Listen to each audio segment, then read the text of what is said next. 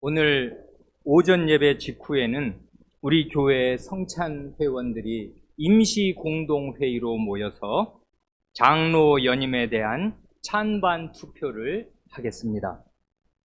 그래 오늘은 지난 주일에 이어서 장로 직분과 관련된 실제적인 내용들을 간단히만 말씀드리려고 합니다. 세 가지 주제로 말씀드리겠습니다. 첫째, 조직자 선출 투표의 성격은 무엇인가? 둘째, 왜 장로의 임기가 있는가?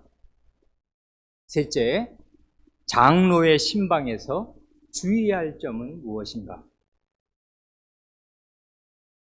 첫째로, 조직자 선출 투표의 성격은 무엇입니까? 참고로 말씀드리면 우리 교회의 헌장은 말씀을 전하는 목사와 조사는 교역자라 하고 이 목사와 조사 그리고 장로와 집사를 포함한 교회의 직분자들을 다 합쳐서 교직자라 합니다. 교역자와 교직자, 이 헌장을 따라 구분하실 수 있겠지요.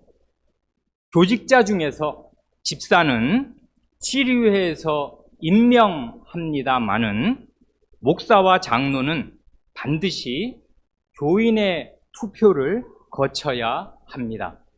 우리 헌장에 그렇게 규정되어 있습니다. 조직자 선출 투표의 성격에 대해서는 지난주 설교의 마지막 부분에서도 조금 말씀드렸는데 오늘은 주로 일반 사회의 투표와 교회의 투표는 어떤 점에서 다른가 하는 점을 말씀드리겠습니다. 마침 지난 3월 초에 우리나라는 국민의 투표로 20대 대통령을 선출해서 이번 달에 새로운 대통령으로 취임하였고 이번 주에는 전국 동시지방선거가 있어서 시장, 도지사부터 교육감과 시의원 등을 국민의 직접 투표로 선출하는데 마침 오늘 우리 교회 안에도 투표가 있는 것입니다. 일반 사회의 투표와 교회의 투표는 무엇이 다른 것입니까? 우리나라 대한민국 헌법 제1조는 대한민국은 민주공화국이다. 대한민국의 주권은 국민에게 있고 모든 권력은 국민으로부터 나온다 합니다. 헌법 제1조대로 대한민국은 그야말로 민이 주인이 되는 국가, 그야말로 국민이 주인이 되는 나라이고 주권이 국민에게 있는 나라입니다. 그래 주권자인 국민이 투표로 자신의 뜻을 밝혀서 자신들의 대표자를 선출합니다. 대통령, 국회의원이 그렇게 해서 나오고 시장, 도지사, 시의원 등등이 그렇게 해서 선출됩니다. 초중고등학교의 반장이나 전교 회장을 뽑는 것도 마찬가지이겠습니다. 이때 투표의 성격이랄까, 투표의 의미는 물론 국민의 주권 행사입니다. 곧 투표장에서 국민 개개인은 주권자로서 자기 생각, 자기 뜻대로 자기 입맛에 맞는 사람을 선택할 수 있습니다. 그것이 주권자의 의지 표명입니다. 그러나 교회의 투표는 일반 사회의 투표와 성격이 아주 다릅니다. 교회에서 투표할 때는 교인이 자신의 주권을 행사하는 것이 아닙니다.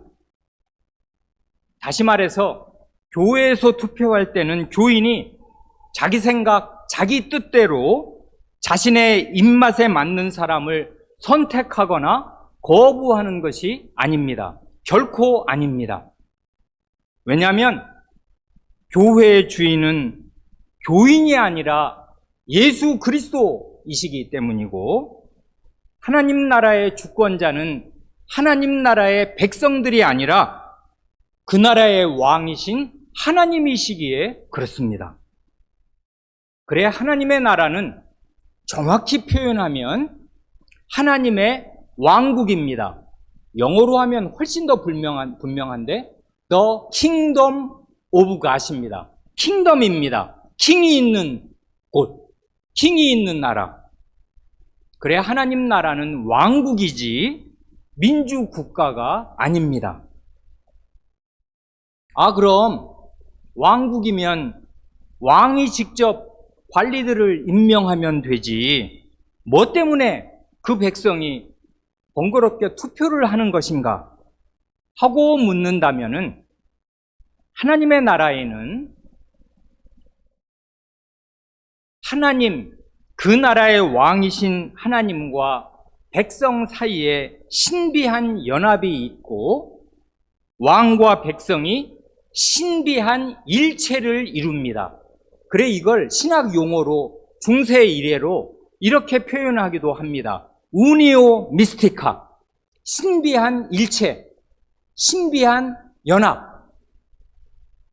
왕과 백성이 한 몸을 이루는 나라이기에 백성 전체의 지도자를 정하는 왕의 뜻과 결정이 그 나라 안에 어떻게 나타나는가 하면, 왕과 일체된 그 백성의 투표를 통해 나타나고 구현되는 것입니다. 그러니 이때 교인의 투표 행위는 단순히 왕의 꼭두각시가 되는 것이 아니고 그저 거수기가 되는 것이 결코 아닙니다. 우리 어린 사람들 거수기라는 말 아십니까?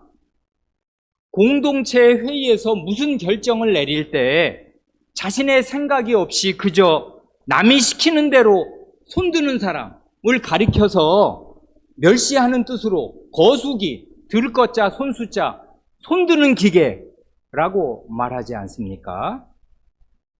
교인은 결코 하나님의 거수기가 아닙니다.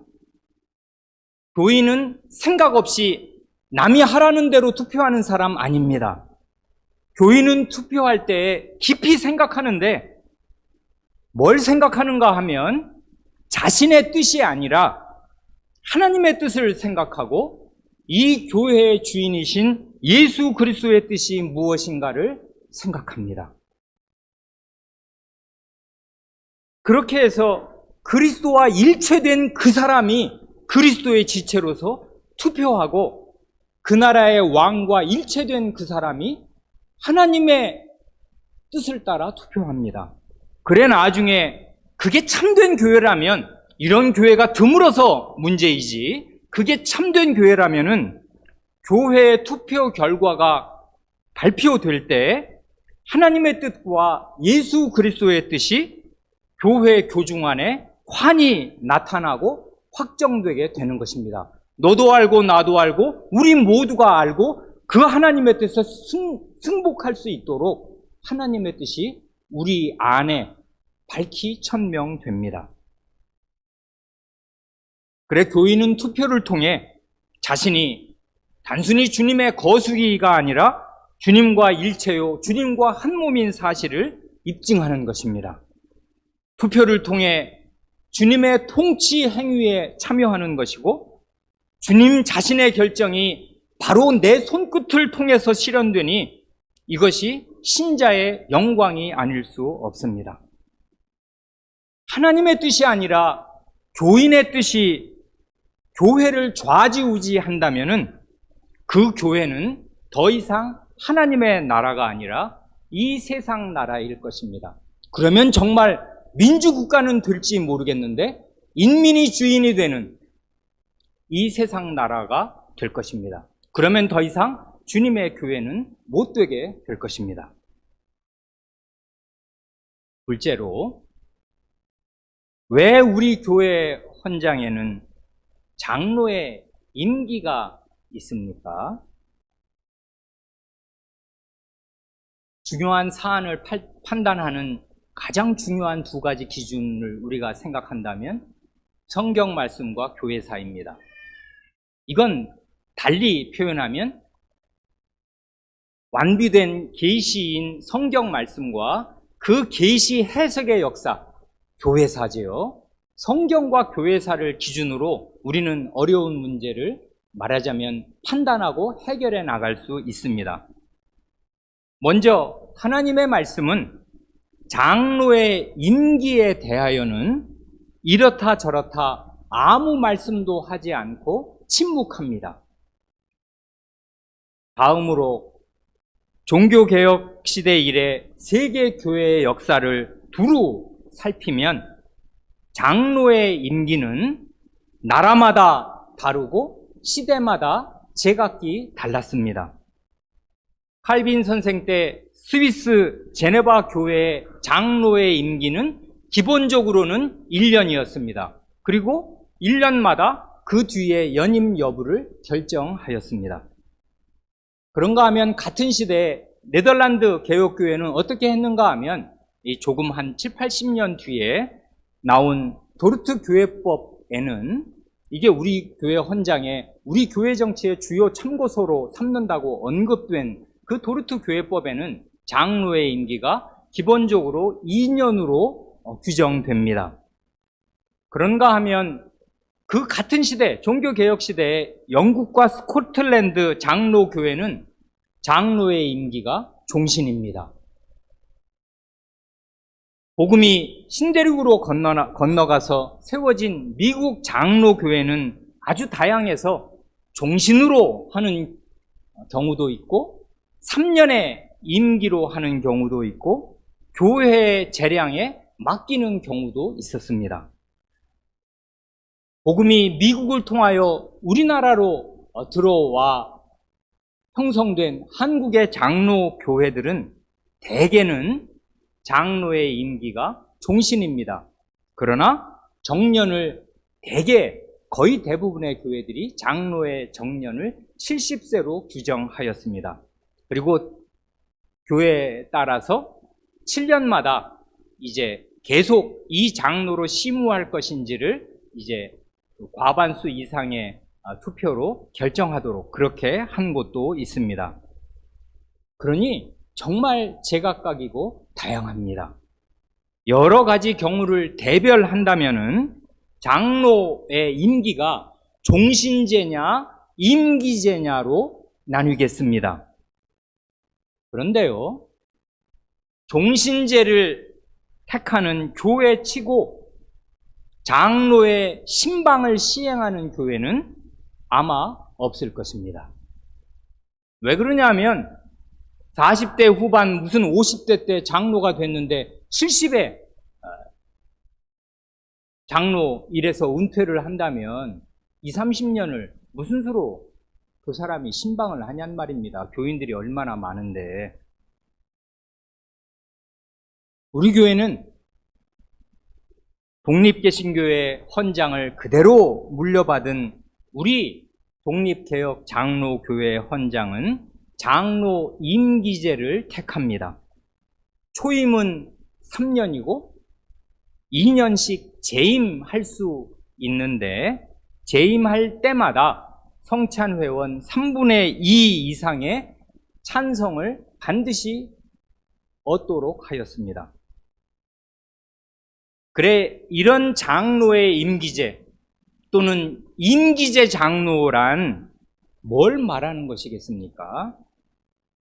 세 가지로 해석해서 간단간단히만 말씀드리고 싶습니다. 첫째로, 장로의 임기제는 장로의 직무와 장로의 신방이 고되고 중한 경무라는 사실을 말하는 것입니다. 장로는 목사처럼 교회에서 생활비를 받으면서 장로 일에 전무하는 것도 아니고 가장으로서 생업에 종사하면서 장로로 봉사합니다. 그래 주중에 주로는 퇴근 이후 시간에 교인들의 집을 신실하게 신방합니다. 그러니 일하고 온 그 피곤한 몸으로 똑같이 피곤한 다른 신자의 집을 신방한다는 것이 이만저만한 수고가 아닙니다. 그냥 가면 신방이 되겠습니까? 가기 전에 그 집의 형편을 생각하고 주님께 기도하고 그 집안의 필요를 생각하면서 어떤 말씀으로 위로하고 혹은 격려하고 혹은 책망해야 할까를 생각해야 하니까 시간이 필요한 것이고, 그리고 이런 중대한 하나님의 말씀을 들고서 사람을 만나는 일은 그의 영혼을 소진시키는 대단한 중노동이 아닐 수가 없습니다. 그래 외국 개혁교회의 어느 장로님은 이 장로의 일, 장로의 신방을 충실히 하기 위해 직장에서 휴직하기도 했다는 말도 들어보았습니다. 그러나 모든 사람이 그렇게 할 수 없는 것 아닙니까? 그러니 장로는 과연 경무입니다.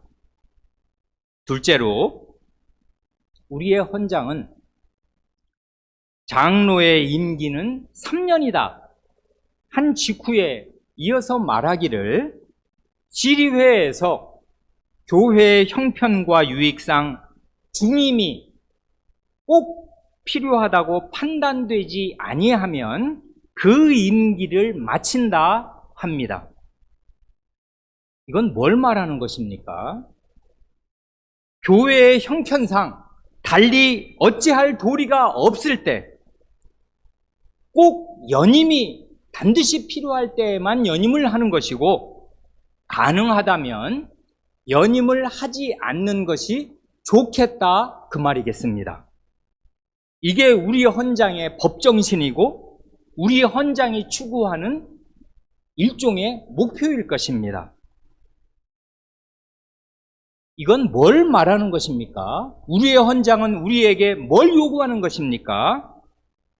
건강한 교회라면은, 그게 성숙한 교회라면은 장로가 될 만한 신자들이 교회 안에 상당히 있어야 하는 것이고, 그렇게 되면 자격을 갖춘 신자들이 돌아가면서 장로로 봉사하면 좋다 그 말이겠습니다. 말하자면 책임을 분담하고 짐을 나누어지는 정신으로 장로의 일을 돌아가면서 하게 되는 것입니다. 이렇게 되려면 온 교회가 부지런히 자라고 또 자라서 교인들의 평균 수준이 높은 수준으로 향상되지 않으면 안 될 것입니다. 이것이 결코 쉬운 일이 아닙니다. 그러니 우리는 다 분발해야 마땅합니다. 오늘 본문으로 읽은 디모데전서 3장 1절 말씀은 그 디모데, 그 아들 같은 동역자, 복음 전도자 디모데에게 바울 사도가 이러이러한 자격을 보아서 이런 기준으로 교회 안에 장로를 세우라 하는데, 가장 먼저 하는 말이 뭡니까? 미쁘다 이 말이요. 사람이 감독의 직분을 얻으려 하면 선한 일을 사모한다 합니다. 선한 일을 사모하는 열심이 교회 교중 안에 가득하여서 이게 하나님의 가장 선한 일입니다. 혼인해서 아이를 낳아 부모가 되어 그 지극정성으로 희생적으로 하나님 나라의 일꾼을 길러내는 그 헌신이 하나님이 받으실 만한 선한 일이듯이, 교회 안에 부모 될 만한 많은 사람들이 나오는 이것이 하나님 앞에 지극히 선한 일이고 하나님이 바라시는 일입니다. 그러니 교회에 나와 10년, 20년, 30년 하나님의 말씀을 얻어먹은 사람들은 다 장로가 될 만한 인품과 실력을 갖추어야 마땅할 것입니다. 그러나 여기에서 주의해야 할 점도 있겠습니다. 모든 교인이 교회의 일을 다 자기의 일로 여기고 교회를 충직하게 섬긴다고 하여서 모든 사람이 다 장로가 될 수 있는 것은 아닙니다. 모든 교인이 교회를 내 집, 하나님의 집으로 알고 교회를 충실하게 섬긴다고 하여서 모든 사람이 다 목사가 될 수 없는 것과 똑같은 이치입니다. 목사가 되려면 목사가 될 만한 은사가 그 안에 있어야 마땅하듯이 장로가 되려면 반드시 장로가 될 만한 은사가 그의 안에 있어야 합니다. 무슨 은사를 말하는 것입니까? 하나님의 말씀을 분별하는 은사입니다. 그리고 그 말씀을 교인, 신자 개개인의 현실에, 우리 교회 전반의 현실에 적용할 지혜가 있어야 하고 지도력이 있어야 합니다. 특별히 교회 강단을 감독할 만한 하나님 말씀에 대한 지식이 있어야 합니다. 이건 보통 지식이 아닐 것입니다. 우리가 지난주에 다 생각한 대로 목사의 교리와 생활을 감독할 만한 저 말이, 저 강단의 설교가 하나님이 자기 피로 세우신 이 교회를 하나님의 거룩한 사회, 아드님의 목숨을 주실 만한 그런 거룩한 사회로 이룰 만한 말씀인가를 장로는 항상 판단하고 있어야 합니다. 그러니 그것이 보통 그 은사가 아니란 말입니다. 아무나 그런 은사를 다 갖는 것이 아니고 하나님께서 그 모든 은사를 모든 사람에게 주시는 것도 아닙니다. 그런데 은사는 희한한 특징이 시간이 지나면 공동체 안에 드러납니다. 숨길 수 없이 드러납니다. 그래서 그 은사를 자기도 어느 만큼 알아보고 다른 사람도 알게 됩니다. 그래서 우리가 장로 투표를 할 때 3분의 2 이상의 찬성이 있어야 한다는 것인데 그건 뭘 말하는 것이에요? 3분의 2 이상의 성찬 회원이 그게 장님이 아니라면 알아본다 그 말입니다. 누가 우리의 지도자요, 누가 우리의 장로가 될 만한 사람인지 그의 은사가 교회 생활 가운데, 그의 가정 생활 가운데 서서히 드러나서 그를 우리의 지도자로, 우리의 문제를 해결하고 그의 책망을 달게 받을 만한 그런 우리의 재판관으로 그를 인정할 만하게 된다 그 말입니다. 그러니까 은사는 드러나는 것이지 아무도 모르는 은사를 자기 혼자 간직하고 있는 경우는 별로 없습니다. 그러면 투표가 불가능할 것입니다. 마지막 셋째로, 장로의 임기제가 뜻하는 것은 특정인이 장기간 붙박이로 장로직에 있으면서 종신직이면 20년, 30년을 있게 된단 말입니다. 그래, 오래 장로로 있으면서 권위주의적이 되고 교인들 위에 일종의 권력자로 군림할 위험을 사전에 제도적으로 차단하는 것입니다. 그래, 우리 교회 헌장은 장로가 연임을 계속 2년 주기로 연임을 할 수는 있겠습니다만은 꼭 필요한 경우에 교회의 형편상 그리고 교회의 유익상 치료회가 이건 꼭 필요하다 그렇게 판단할 때는 2년마다 연임을 하는 것입니다만은 그 2년마다 교중 전체의 3분의 2 이상의 재신임을 받도록 하는 것입니다. 그러니 장로는 자기가 초임 3년 동안 한 일에 대하여와 그 다음에 연임이 되면 연임된 2년의 시간을 얻었을 때 그 2년 장로로 지낸 일에 대하여 교인들의 성찬회원의 평가를 받아야 합니다. 계속 재신임을 받게 하신 거라고요. 그럼으로써 장로가 무슨 권력자로서 교인들 위에 군림하지 못하게 하는 것입니다. 크게 셋째로, 장로의 신방에 대해서 간단히만 말씀드리고 마칩니다.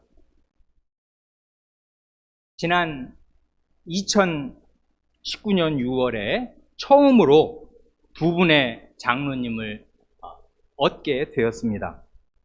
그런데 참으로 공교롭게도 그 이듬해 2020년 2, 3월부터 다 아시는 대로 신종 바이러스가 전 세계에 창궐하는 바람에 장로님들이 신방을 충실하게 하려야 할 수가 없었습니다. 그래 궁여지책으로 비대면으로 화상으로 신방을 하기도 하였습니다마는 그것이 충분할 수는 없는 노릇이겠습니다.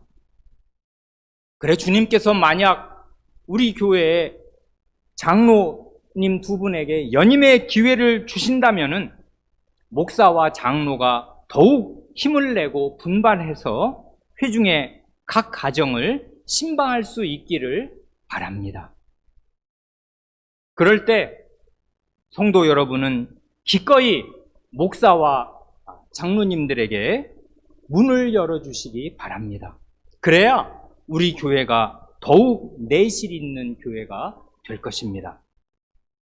목사인 저의 가정도, 그리고 원로 목사님의 가정도 장로님들의 신방을 받았습니다. 저는 그 신방에서 아주 실제적인 도움도 받았습니다. 그 점에 대하여 감사드립니다. 그런 유익을 우리 온 성도분이 한 분도 빠짐없이 다 누리실 수 있기를 바랍니다.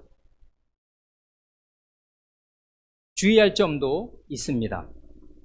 목사나 장로의 신방을 받으실 때 식사 대접은 물론이거니와 무슨 과일 같은 것도 차려내실 필요가 전혀 없습니다. 목사와 장로는 하나님의 피와 교인의 피에 대한 그 책임감에서 지금 성도의 영혼을 살피러 가는 것이지 민폐를 끼치러 가는 것이 아니요 놀러 가는 것도 아닙니다.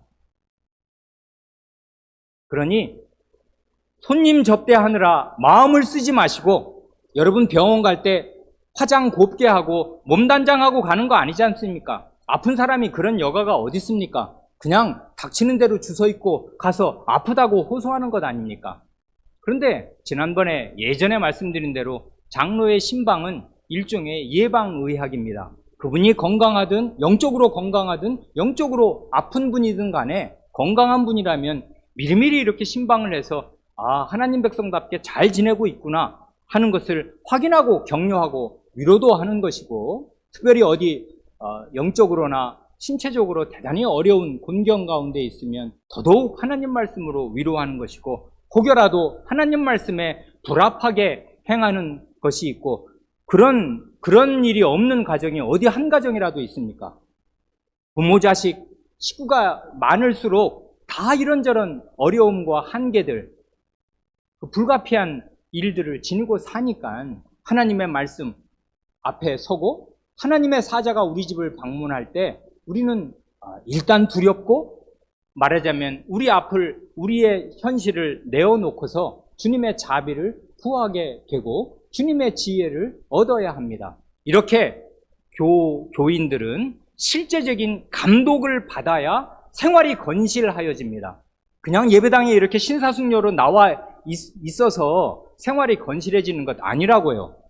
그거 우리가 다 아는 것 아닙니까? 가정에서 우리가 얼마나 구멍이 숭숭숭숭 나 있는지.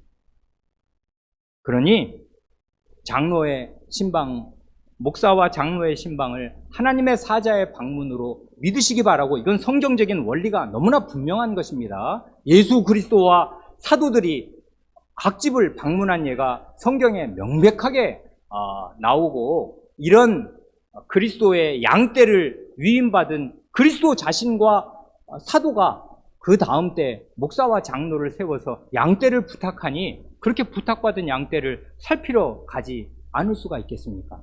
그러니 그 목사와 장로가 신방할 뜻을 밝히면 환영하여 주시고 기꺼이 문을 열어주시고, 불필요한 준비를 할 필요가 전혀 없이 물 한 잔을 내놓고 자신의 마음을 열면 되겠습니다.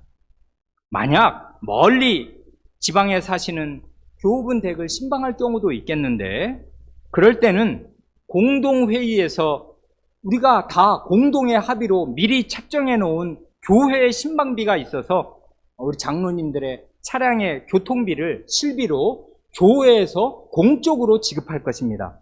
그러니 신방을 받는 교우분들은 아무 부담을 안 가지셔도 됩니다. 기존 교회들에서 일종의 대신방을 한다 하면서 목사가 무슨 큰 사또 나흘이나 되는 것처럼 행차할 때마다 무슨 거마비나 교통비를 드리는 이런 태풍이 한국교회에 가득 있는 것을 여러분 다 아십니다. 우리는 그런 교회, 그런 허접한 태풍을 우리 자식들에게 물려줄 수 없습니다. 우리 교회는 그렇게 되어서는 안 될 것이에요. 그건 목사와 장로를 타락시키는 일이 될 것이란 말입니다. 금품이 오고 가서는 안 될 것이고, 영혼, 자기 영혼의 그 영혼을 그대로 드러내놓는 진솔한 대화가 하나님 앞에서 이루어지듯이 목사와 장로 앞에서 이루어져야 할 것입니다. 그래서 그릇된 것들은 고침을 받고 잘하고 계신 것들은 더욱 격려를 받아서 우리 교회가 명실상부한 그리스도의 교회, 하나님, 성삼위 하나님께서 그 천하보다 귀한 이름을 얹으시는 그 이름에 합당한, 그 이름이 아깝지 않은 거룩한 하나님의 교회, 예수 그리스도의 교회, 성신의 전이 될 수 있기를 바랍니다. 기도드리시겠습니다.